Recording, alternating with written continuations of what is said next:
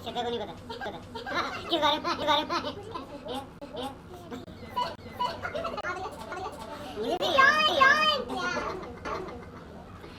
Sorry मुझे लगा कैसे सवाल किया किसने आए नहीं अंदर क्या हुआ सर मतलब उसके अंदर क्या हमें तो पता ही था जो डिस्कस से बातें और म्यूजिक को लेकर लोगों का रिएक्शन मींस अगर आपको हमें बातें नहीं हो तो बस रिएक्शन प्लीज तुम तो क्या ऑब्वियसली तुम तो हो गया आज हमारी फिल्म का म्यूजिक लॉन्च है तो very excited about that and आज साउंड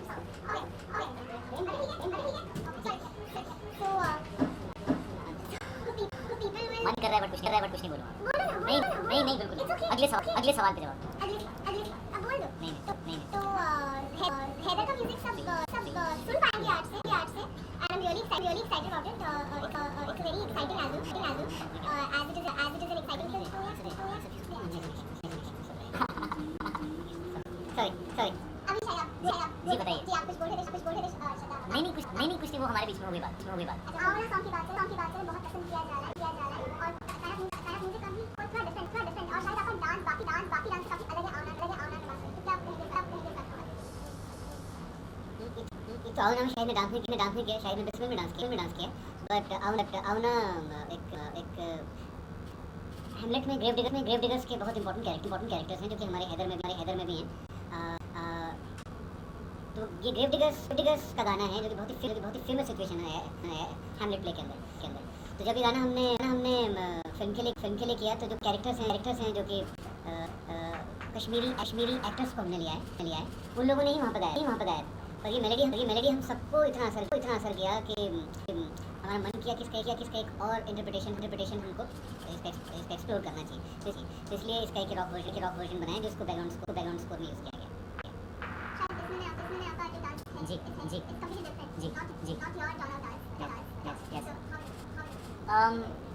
जी बहुत एसेंशियल था कि हैदर शाहिद की तरह नहीं डांस करे बहुत इंपॉर्टेंट था कि हैदर की अपनी बॉडी लैंग्वेज होनी चाहिए और अगर परफॉर्मेंस भी करना है और डांस भी करना है तो उसको अपने तरीके से करना है तो एक बहुत ही अच्छे कोरियोग्राफर हैं सुदेश जिन्होंने विशाल सर के साथ एक ओपेरा किया है वो नॉर्वे से हैं और विशाल साहब ने जब ये गाना कंपोज किया तो उनके माइंड में बहुत क्लियर था उसी वक्त से कि वो चाहते थे कि सुदेश इस गाने को कोरियोग्राफ करे बिकॉज उनका डांस स्टाइल बहुत अलग है और उनका डांस स्टाइल जो है कोरियोग्राफी से ज़्यादा परफॉर्मेंस ड्रिवन है और ये गाना ऐसे सिचुएशन में आता है जब हैदर बहुत इमोशनली अपसेट है तो गाने का इमोशन जो है वो ऑडियंस तक पहुंचाना बहुत ज़रूरी था सिर्फ स्टेप्स करना ज़रूरी नहीं था उसकी जो एंग्स्ट है जो फीलिंग है जो उसके अंदर जो गुस्सा है वो किस तरह से कोरियोग्राफी के थ्रू कम्युनिकेट होगा इस वजह से सुदेश जो है उनको इस गाने के लिए कोरियोग्राफ करने के लिए लिया गया और मेरे करियर में one of my favourite songs I would say है बिस्मिल प्रोबेबली मेरे पूरे करियर में is the best shot song जितना अच्छा शूट हुआ है और जिस लोकेशन में हम लोगों ने शूट किया है जिस तरह के एलिमेंट्स गाने के अंदर यूज़ किए गए हैं चाहे वो फेस पेंट जो वॉर पेंट का इंटरप्रिटेशन होता है जब when people go to war they put paint on their face you know या अगर आप सॉकर मैचेस देखें तो अपनी कंट्री का फ्लैग लोग लगाते हैं अपने फेस के ऊपर तो it's almost like showing your support तो उस चीज़ को यूज़ किया गया है बिस्मिल के अंदर वी यूज पपेट्स कुछ 100 फीट हाई पपेट्स हैं जिन्हें यूज़ किया गया है जो मैंने कभी किसी गाने के अंदर ऐसे पहले नहीं देखा और जिस जगह पे हम लोग शूट कर रहे थे इट्स कॉल्ड सन टेम्पल बहुत ही खूबसूरत जगह है वी हैड अबाउट 5-6,000 पीपल जो हमारे साथ रोज शूटिंग पे आते थे और शूटिंग बिल्कुल ऐसे कोने में बैठ के पूरी शूटिंग देखा करते थे तो it was genuinely amazing to perform उस तरह की जगह पे उस तरह की लोकेशन में हमें कोरियोग्राफी को एक इमोशनल तरीके से एज अ कैरेक्टर कर पाना डेफिनेटली बहुत चैलेंजिंग है गाना बहुत ही अच्छा है मुझे गाना बहुत अच्छा लगता है और गाने से ज़्यादा आई थिंक वो एक कहानी है जैसे मुझे हमेशा वो कर्ज का गाना याद आता है यू नो एक हसीना हसीना थी, उसके अंदर सिर्फ गाना नहीं है, उसके अंदर he is telling a story and the story is moving forward. तो ये उस टाइप की सिचुएशन है और उस टाइप का गाना है। तो I really love the song and it's like I said probably the best short song in my career। गाना भी गाया है इस फिल्म में। विशाल से कितना आप एज सिंगर आपने क्या खूबसूरती दिखी।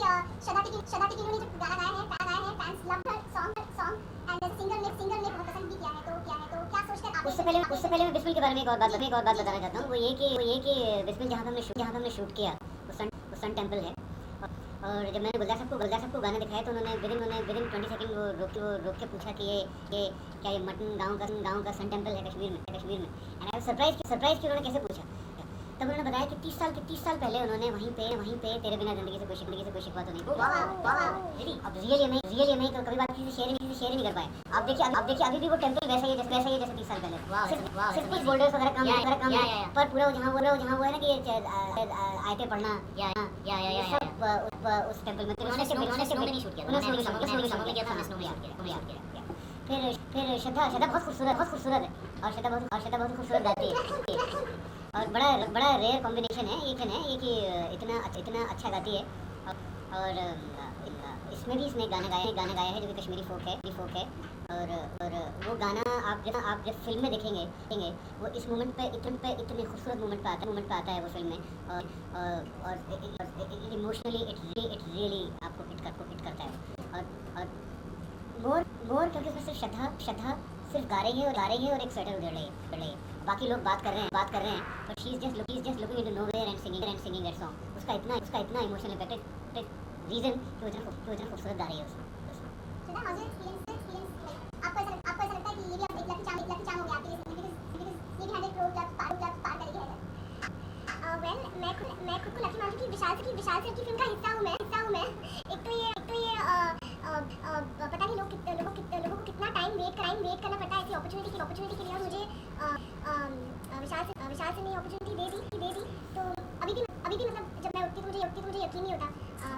मैं खुद को रोज़ कहती हूँ कि तुम बहुत लकी हो और इसको हमेशा चेरिश करती रहो। बट और ये पहली बार एक्चुअली मैं एक इंटेंस रोल भी प्ले कर रही हूँ। तो उससे भी बहुत एक्साइटेड हूँ।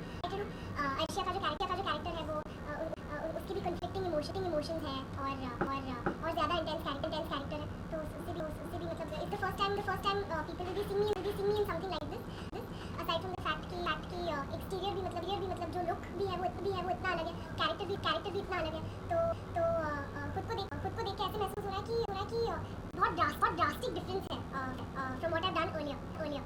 तो आई होप कि people like that. Irfan Khan ji इसमें बहुत अहम भूमिका निभा रहे हैं। क्या हमने प्रमोशन से देखी? नहीं इरफान इसमें एक गेस्ट अपीयरेंस में है, पर वो गेस्ट अपीयरेंस फिल्म में इतना असर लाता है कि वो गेस्ट नहीं रह जाता। मगर वो गेस्ट अपीयरेंस में तो वो इस प्रमोशन में नहीं आएंगे। श्रद्धा आपसे जानना चाहूंगी कि आपने इससे पहले हमेशा बॉलीवुड के न्यूबीज के साथ काम किया है। This is the first time working with Shahid like season actor. तो क्या डिफरेंस था आपके साथ काम करने और शाहिद के साथ काम? Exactly, I'm getting an opportunity to work with one of our country's young superstars. तो डेफिनेटली मेरे लिए तो बहुत ही बड़ी बात है। और मैंने इनसे कहा था एक्चुअली मैं इनको पहले से जानती थी तो मैंने इनसे कहा था कि I'm waiting for the day when I get to do a movie with you and finally now I'm getting to do it. So yay. Vishal sir, how are these attracting this movie differently? Your movies have always had landmark music. What is the tonality of all of these songs as compared to music in your या एक तो सबसे बात ये है कि film Kashmir में placed है और इसमें कश्मीरी फोक भी है, पर उन फोक म्यूजिक के मॉडर्न इंटरप्रिटेशंस भी हैं। फर्स्ट टाइम आई थिंक मेरी एल्बम होगी जिसमें 10 गाने होंगे। इसमें मैंने गाने जैसे फिल्म में हैं वैसे भी रिकॉर्ड किए हैं।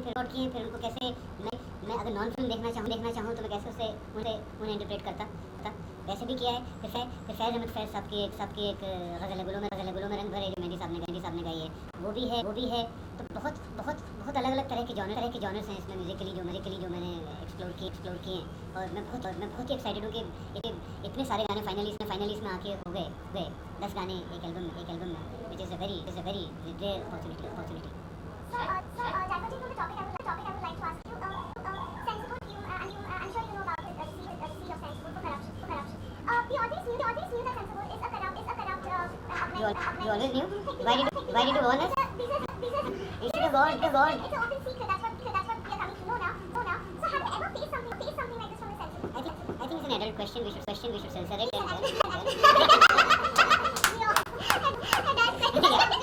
It should not be shown on in a UA TV. I don't want to talk about it, but it's very ironical because I have also मैंने जितना आपने पेपर में पढ़ा मैंने भी उतना पेपर में पढ़ा है। जितनी आपकी नॉलेज है मेरी भी उतनी नॉलेज है। और it's very ironical. I think INB ministry को इसमें अब अग्रेसिवली स्टेप इन करना चाहिए। सिर्फ सेंसर का ही मसला नहीं है, और भी बहुत सारी चीज़ें। हमारी रेटिंग्स को लेके एक बिल पिछले 8 साल से प्रॉमिस किया जा रहा है कि वो जब अंबिका सोनी जी मिनिस्टर थी तब से लेके और आज जावड़ेकर साहब हमारे महाराष्ट्र से हैं। हमें 8 साल से प्रॉमिस किया जा रहा है कि हमारी फिल्म को 3 रेटिंग्स मिलेंगी जो कि 12+, 15+ एंड नॉर्मल 18 जो एडल्ट होता है। 8 साल से ये प्रॉमिस हमारा पूरा नहीं हुआ है। हम लोग फिल्म में सफ़र कर रहे हैं क्योंकि बहुत फिल्में ऐसी होती है जो कि जिनको 12+ बच्चे देख सकते हैं, बहुत फिल्में होती है जो 15+ देख सकते हैं। तो वो अगर कैटेगरी बनेगी तो सिनेमा का स्तर थोड़ा बढ़ेगा। अभी क्या होता है कि अगर फिल्म में आपको थोड़ा सा भी एडल्ट मटेरियल अगर लेके आना है तो सबसे पहला जो कॉर्पोरेट का या आपके प्रोड्यूसर का सिर पर जो डंडा आता है वो ये किसका सैटेलाइट में देखेगा। तो बहुत सारे कंस्ट्रेंट्स के अंदर फिल्म मेकर काम कर रहे हैं। इसमें एक कंस्ट्रेंट एक ये भी है जो आपने बताया। तो आई थिंक फिल्म को INB मिनिस्ट्री को एक प्रायोरिटी की तरह लेना पड़ेगा पूरी हमारी फिल्म इंडस्ट्री को। तो ये एक अकेला इशू नहीं है और ऐसे 50 इशू हैं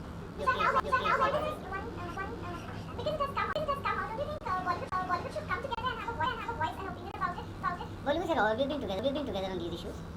Guild always represents us. So and ये जो मैं आपको बिल की भी जो बात बता रहा हूँ ये भी गिल्ड के थ्रू ही हम लोगों की मीटिंग्स होती है and guild will be active and we are sure that it is sorted.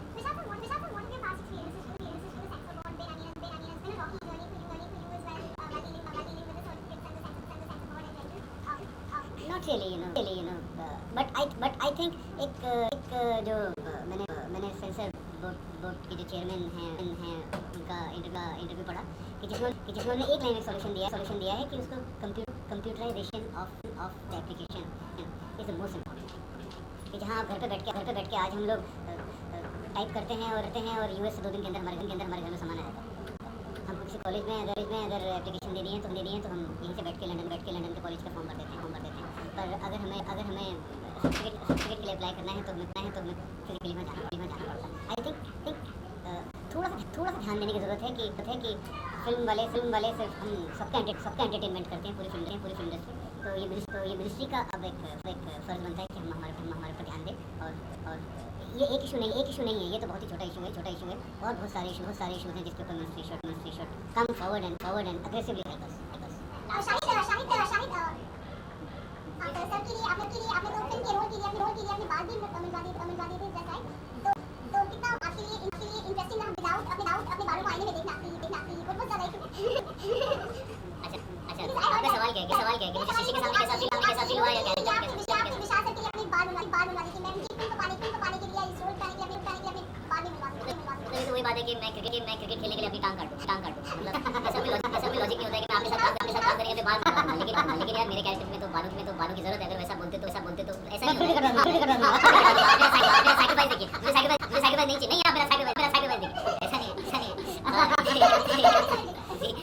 लेकिन ये कैरेक्टर ऐसा है और वो सिचुएशन कुछ ऐसी है कि something like that needed to be done. और मैं इतना क्लियरली कहूँगा कि किसी भी सिर्फ इफेक्ट के लिए ये लुक नहीं अचीव की गई है। इसका बहुत सिग्निफिकेंट और इम्पोर्टेंट कंट्रीब्यूशन है फिल्म के अंदर। और जब आप फिल्म देखेंगे एक्चुअली एक ही सीन है फिल्म के अंदर और वो हमने 4-5 घंटे में शूट किया। जो भी हटना है प्लीज़ हट जाओ सर। तो कंट्रोल थामा याद से बोल सकते हो। जी तो उसका उसका 4-5 घंटे का काम था, लेकिन ज़रूरी था कि मैं actually because we could have done prosthetics also, लेकिन कुछ फिल्में ऐसी होती हैं, we have to give them your blood.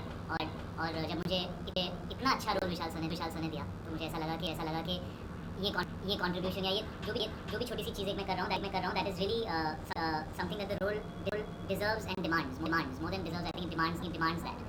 तो इस वजह से भी देता है। शायद आपको साउथ के रीमेक मगर या ऑफर नहीं लेगा। मुझे फिल्म बहुत अच्छी लगती है, और मैं करूँगा या नहीं, या करने वाला हूँ या नहीं करने वाला हूँ, उसका अनाउंसमेंट आई थिंक ऑफिशियली बाद में आएगा। बट मैंने देखी थी फिल्म, मुझे बहुत अच्छी लगी। कौन? अच्छा, क्या बात करिए आपको पता चलेगा? डैड ने मुझे भी नहीं बताया। सीरियसली कहाँ से आ रही है खबरें? ट्विटर पे आती है। कहाँ से आती है?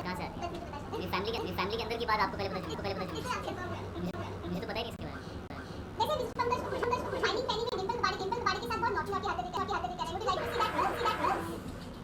Would I like to see that film? I would want to see any film my father's a part of. I can learn acting from him in every film. By it's amazing. I'm really looking forward to the film, and I'm very happy that Dad is doing a funny comic and slightly shocking character like that. I think it's very cool. मैंने कभी वो side dad की personally देखी नहीं है, तो it's very cool.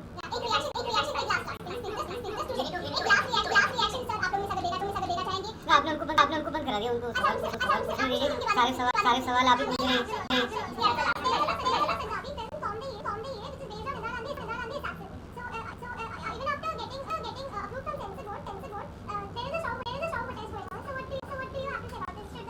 अरे मैंने गलत सवाल पूछने के लिए बोल दी।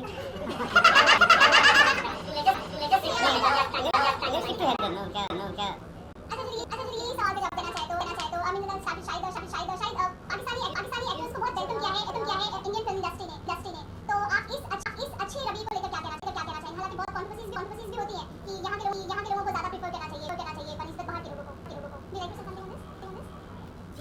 ज़्यादातर स्पेसेस में ऐसा अमूमन होता है कि अलग-अलग ऐसे कैटेगरीज बनाई जाती हैं। मुझे समझ में नहीं आता है बिकॉज बहुत ऐसे कम मीडियम्स हैं, and I think art is one of those mediums which is beyond borders. वो कुछ ऐसी चीज़ें होती है जैसे sport is something like that, but art is like that more, because sport में फिर भी आप एक कंट्री को सपोर्ट करते हैं, एक देश को सपोर्ट करते हैं, लेकिन फिर भी अगर आप एक प्लेयर को एक अच्छा स्क्वायर कट मारते हुए देखते हैं तो आप अप्रिशिएट करते हैं उस चीज़ को। जब इंग्लैंड में मैच चल रहा होता है और इंडियन प्लेयर 100 रन पूरे करता है, तो पूरा सब लोग उनको ताली बजा के अप्रिशिएट करते हैं, तो अच्छा क्रिकेट खेलते हैं, और वो एक यूनिवर्सल चीज़। तो art is also something which is universal, and I think it helps bring people together. दो तरीके होते हैं लाइफ को अप्रोच करने के, या यू वांट टू से मैं और तुम, और यू वांट टू से हम। वो हमारी चॉइस है। उसको लोग इतना उसके बारे में ऐसे क्यों करते हैं, समझ में नहीं आता है। आई थिंक कोई भी अच्छा एक्टर है, किसी भी देश से हो, किसी भी कलर का हो, कैसा भी बोलता हो, अगर वो मेरे साथ फ्रेम में खड़ा है तो एज एन एक्टर मुझे ऐसा लगता है कि हम बेहतर फिल्म बनाएंगे, and that is bigger than everything. Exactly शायद सब बोल दिया, मैं हिंदी में बोल सकता हूँ।